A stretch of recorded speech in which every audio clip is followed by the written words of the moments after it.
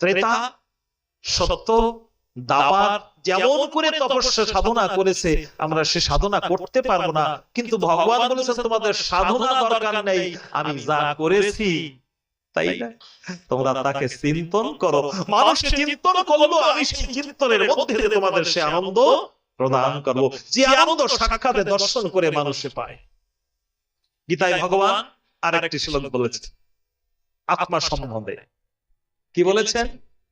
কোন কোন ভক্ত আমার এই আত্মাকে দর্শন করে আনন্দ পায়, কোন ভক্ত শ্রবণ করে আনন্দ পায়, তাই না? কেউ শুনে, আবার কেউ বলছে কেউ বলে আনন্দ পায়। কি বললেন? এই আত্মা আশ্চর্যবৎ পশ্চাতি কশ্চিদেন, আশ্চর্যবৎ বদাতি কশ্চিদেন, আশ্চর্যবৎ শৃণুতু কশ্চিদেন। কেউ কেউ আশ্চর্য এই হরি কথা শ্রবণ করে আমরা কোনোদিন শুনি, তাই তো ভগবান এমনি করেছেন, ভগবানের এত কৃপা দৃষ্টি আমার প্রতি রয়েছে, এই শ্রবণেই তো আমাদের ভিতরে জেগে ওঠে তার মহিমা। শ্রবণ ছাড়া তো মহিমা জাগবে না, বারবার শ্রবণ করো, শ্রবণ মঙ্গলম। ভগবানের কথা শুনলেই আমাদের জীবনে মঙ্গল হয়। আমি বুঝি আর না বুঝি, অজান্তে মানুষ যদি বিষ পান করে, তাতে যদি শরীরে বিষের ক্রিয়া করে, অজান্তে যদি আমরা এই অমৃত ভগবান কথামৃত নামামৃতকে আস্বাদন করি সাধু সঙ্গে গিয়ে, তাহলে কি তার কাজ করবে না?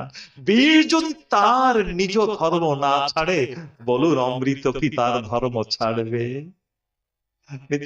গৌর হরি বল। তাই অমৃত তার ধর্ম ছাড়বে না, আপনি বুঝুন আর না বুঝুন। তাই জানতে অজান্তে যদি আমরা এই ভগবৎ সুধাকে আস্বাদন করি, তবে আমাদের মঙ্গল। অজান্তে যদি আমাদের ব্রত হয়ে যায়, তবু আমাদের অজান্তে ব্রতে সেই পাপ স্খলিত হয়।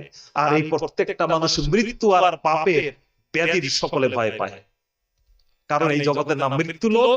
আমরা যতই বলি আত্মচিন্তন দ্বারা যখন মানুষের এই পৃথিবী বস্তু, পৃথিবীর সম্বন্ধ তখন মনে হয় কিছু না, তখনই তার শোক মোহ লাগে না। নচেত আমাদের সকলেই ভয় আছে, মৃত্যু আসলে ভয় করি, বাঁচার জন্য কত কিছু করি, হ্যাঁ, মৃত্যু আসলে ভয় করি, তাই না? তেমনি আমাদের বাঁচার জন্য এই সকল কিছু আমরা করতে থাকি, এর সকলেই ভয় পায়।